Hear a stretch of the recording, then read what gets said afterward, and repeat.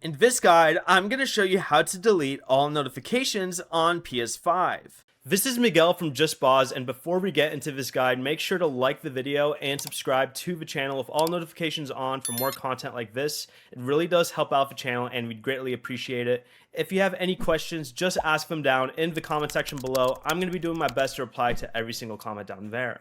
Go ahead and press the PlayStation button on your controller to open the control center, and then go ahead and select your notifications to open your notification list. Then press the options button on your controller and then select the option that says delete all notifications.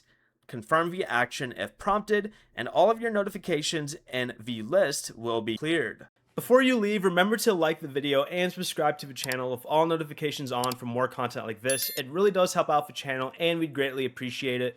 And if you did have any questions, just ask them down in the comment section below. I'm going to be doing my best to reply to every single comment down there. Peace.